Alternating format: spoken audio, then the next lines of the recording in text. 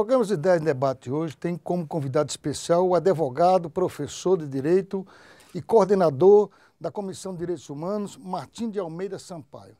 Martim de Almeida Sampaio, à frente da Comissão de Direitos Humanos da OAB, trata de muitos casos de violência social, de violência contra a mulher, de violência e até de falta de respeito aos direitos humanos.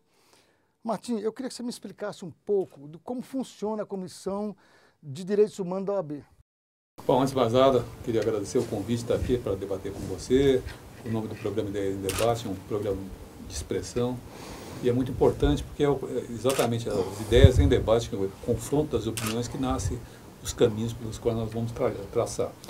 A Comissão de Direitos Humanos ela tem uma trajetória muito importante na história da Ordem dos Advogados. É bom lembrar que nós passamos um período de ditadura, já fazem 25 anos mais ou menos que ela terminou, mas a comissão teve um papel destacado. E naquele período da ditadura militar, os presidentes da Comissão de Direitos Humanos eram os próprios presidentes da OAB. Por quê? Porque ninguém prenderia um presidente da OAB numa manifestação contra a tortura, numa manifestação contra uma prisão ilegal. E isso ficou e vem até os dias de hoje. Então a comissão, estatutariamente falando, a comissão é presidida pelo presidente da OAB, no caso nosso aqui do Estado de São Paulo, pelo presidente Durso. E abaixo dele há um coordenador, que sou eu, Martim Sampaio. Nós temos membros que participam de nossas atividades, nós fazemos uma reunião mensal. Nessa reunião mensal debatemos problemas conjunturais que ocorrem no Estado de São Paulo, na cidade de São Paulo, e delegamos tarefas, vimos o que está acontecendo, enfim, fazemos um encontro. E, diuturnamente, nós estamos presentes lá na comissão, os membros efetivos, eu, particularmente, e os colaboradores nossos lá, o que é muito importante. A comissão recebe diariamente denúncias das mais variadas naturezas. São denúncias que demonstram as mazelas sociais que a gente não consegue enxergar na cidade de São Paulo. Coisas que nós pensamos que ocorrem em outros estados, em locais longínquos, e ocorre aqui em São Paulo. Então, sobretudo, estar à frente dessa comissão é perceber os extremos que existem nessa cidade, nesse estado. Por exemplo, hoje, quais são as maiores denúncias que chega à Comissão de Direitos Humanos? É verdade que na época da ditadura era a violência, entendeu, contra as pessoas, as prisões arbitrárias, as invasões de casas, né? Mas hoje o que é que a comissão recebe de denúncias? Olha, nós recebemos, a gente quando recebe denúncia, a gente tem um procedimento interno. Procedimento interno de verificar, porque muitas das vezes uma denúncia é motivada, inclusive, por sentimentos de vingança. Fulano denuncia ciclano para querer se aproveitar. Então a gente faz um cheque. Agora, o que é mais extraordinário ou lamentável, para utilizar a palavra correta, são denúncias de violência contra crianças.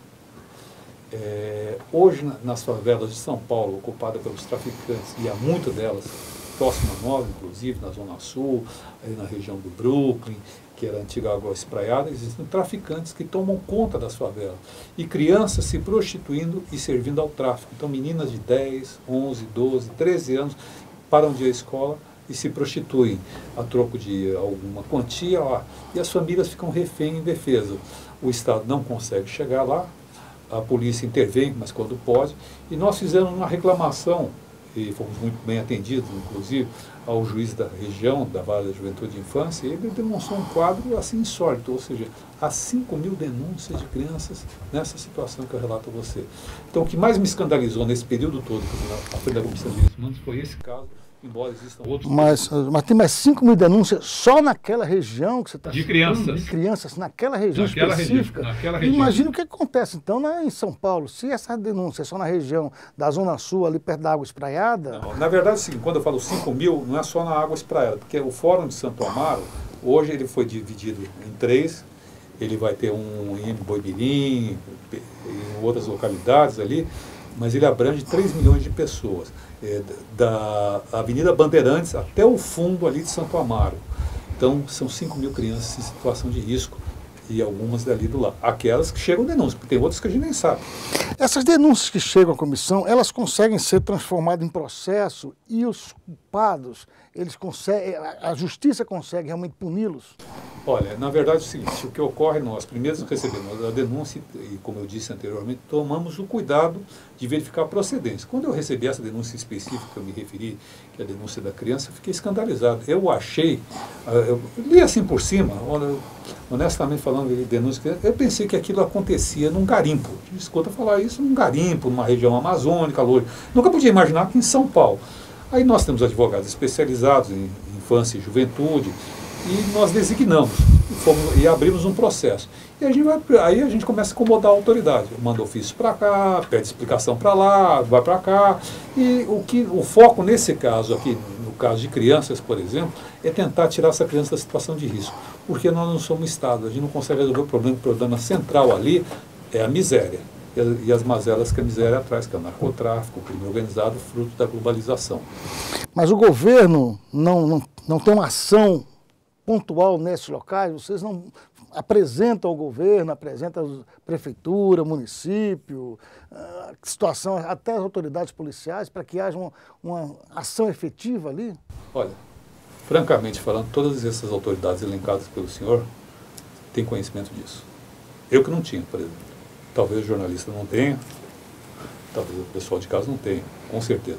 Mas as autoridades, tanto municipais, estaduais e federais, têm amplo conhecimento que ocorre isso. Tem amplo conhecimento. Mas então significa que é uma omissão dessas autoridades? Omissão. É uma omissão? É uma omissão. E essa omissão não pode ser denunciada também? Ah, mas isso hoje existe. Não cabe ao OAB, por exemplo, denunciar também essa omissão? Nós denunciamos, nós exigimos a providência. Se a providência não é feita, nós vamos esgotando o caminho. E hoje há um instrumento muito importante chamado Corte Interamericana de Direitos Humanos. Ou seja, nós levamos esse e outros tantos casos à Comissão Interamericana. A Comissão Interamericana acolhe e a Comissão Interamericana recebe milhares de denúncias da América Latina toda, Estados Unidos inclusive, das Américas todas. Ele seleciona, ele chama assim, casos simbólicos. Então, a lei da Maria da Penha foi uma denúncia que foi parar na comissão, a Maria da Penha foi uma denúncia que foi parar na Comissão Interamericana.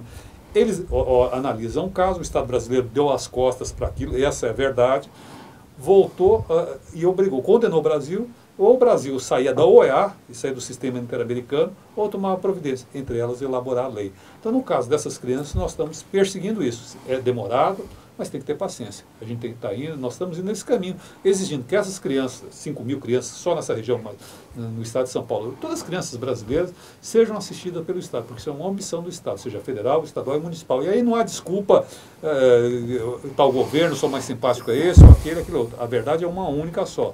Essas crianças estão abandonadas. Mas olha, isso é uma coisa assustadora, né? Crianças de 10 anos... Meninas se prostituindo. Meninas de 10 anos já se prostituindo, quer dizer, elas são levadas à prostituição pelo narcotráfico, por essas regiões, e essas famílias, como é que essas famílias convivem com essa situação? A maioria dessas famílias, existem dois tipos de famílias, né, que a gente pode identificar. Uma família totalmente desestruturada, que a mãe tem vários filhos de vários parceiros, e ela mesma é egressa desse tipo de vida, então ela não se importa muito, não se preocupa em colocar criança no colégio, isso, aquilo. Na verdade, assistência social, um trabalho maravilhoso que acaba assumindo a frente disso. E há outro tipo de família, aquela que é mais estruturada, que se preocupa. Mas aí começam as ameaças dos traficantes, ameaça de morte, porque deu 3, 4 horas da tarde, ninguém circula com tanta liberdade na região. Então, o narcotráfico domina. A polícia faz intervenções, é verdade. Ela vai lá, prende, põe no sistema penitenciário. Logo, vem outra pessoa e assume aquele... Comando da região, novamente, comando do tráfico, comando... E assume o comando do tráfico e assume também o comando da violência sexual, da violência contra as crianças. Contra as crianças, a violência contra os trabalhadores, obrigam a pagar pedágio. Enfim, a mais variada sorte de violência é produzida lá. A que mais me choca, talvez a você também, Mauro, seja contra a criança, que é a mais chocante, que é um ser indefeso. E essas crianças, elas não são retiradas, o Estado não pode retirar para levar para uma casa de abrigo, para dar atenção, para dar isso, até uma atenção psicológica, um tratamento psicológico. Uma criança de 10 anos é criança realmente, né? O Estado deveria fazer isso, não faz.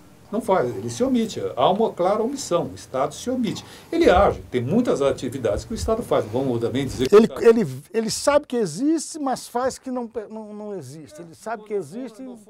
No fundo, a grosso modo, é exatamente isso. Alega falta de estrutura, falta de investimento, falta disso, falta daquilo, falta daquilo outro. E a Comissão de Direitos Humanos da OAB, ela cobra das autoridades pontualmente ações efetivas sobre isso?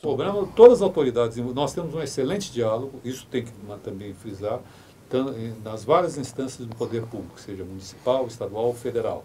Nós tentamos preservar, mas nosso compromisso não é com as autoridades, e sim com a população.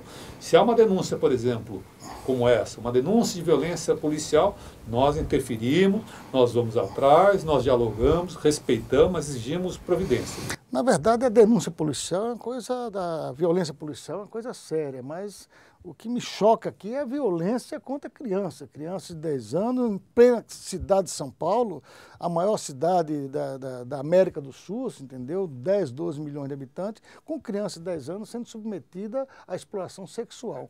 Você teria algum caso concreto que a ação da Comissão de Direitos Humanos da OAB conseguiu levar as pessoas envolvidas nessa situação à prisão? Olha, eu tenho um caso muito interessante, não exatamente nesse contexto, porque nesse contexto é um fato novo, esse fato que eu estou relatando, talvez novo dentro da comissão, porque na verdade a gente tem uma postura de receber a denúncia, não de ir atrás.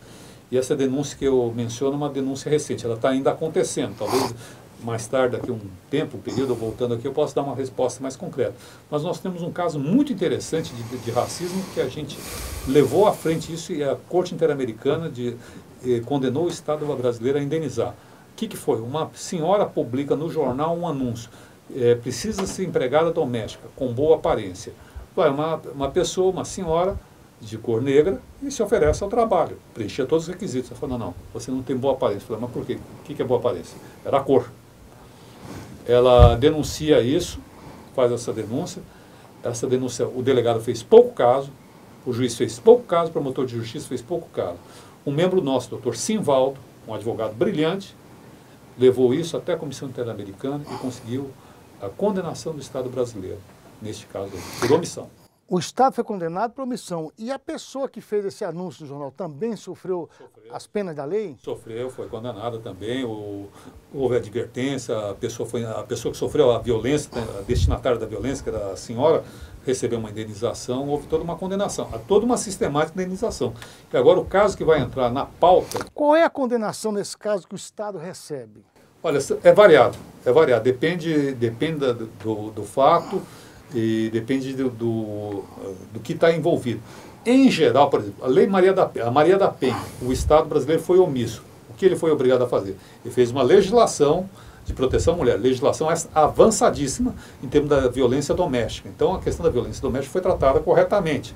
No caso dessa moça, ela foi indenizada pelo Estado brasileiro. Há um caso que entrou em pauta. Essa indenização é indenização financeira. Nós estamos falando de dinheiro. Ela foi indenizar, recebeu uma indenização, recebeu as autoridades públicas que estavam envolvidas também foram advertidas, afastadas. Enfim, houve uma punição exemplar. Agora, um caso que vai entrar, que vai mexer muito, e prestem atenção, sigam isso. Doutor Martins, eu vou fazer um rápido intervalo e eu quero que o senhor volte para falar desse caso aqui. Até instante.